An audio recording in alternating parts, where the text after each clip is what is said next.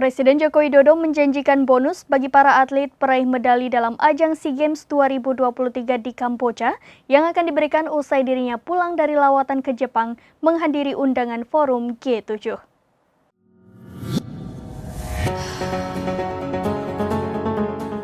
Presiden Jokowi mengatakan besaran bonus bagi para atlet peraih medali saat ini masih dihitung. Presiden mengucapkan selamat kepada para atlet yang berhasil menggondol medali bagi Indonesia. Sebelumnya, Presiden Jokowi meminta pasukan Merah Putih membawa pulang sedikitnya 69 medali emas dalam ajang pesta olahraga bangsa-bangsa Asia Tenggara tersebut.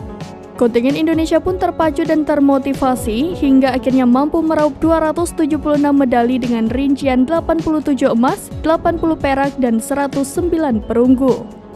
Ini merupakan pencapaian SEA Games terbaik dalam 6 edisi SEA Games terakhir. Sejak SEA Games 2013, perolehan medali Indonesia tak pernah menyentuh angka 80. Pada SEA Games tahun ini, sebanyak 8 cabang olahraga mencatatkan diri sebagai juara umum. Kedelapannya adalah wusu, pencak silat, balap sepeda, tenis, e-sports, bulu tangkis, voli, dan angkat besi.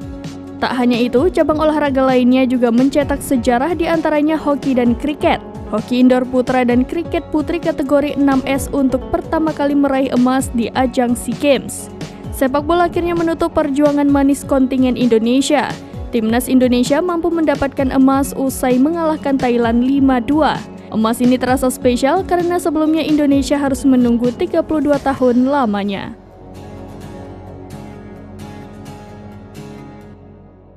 Demikian informasi terkini, Syederalun saksikan terus berita lainnya di kanal YouTube Serambi News, website dan Facebook serambinews.com.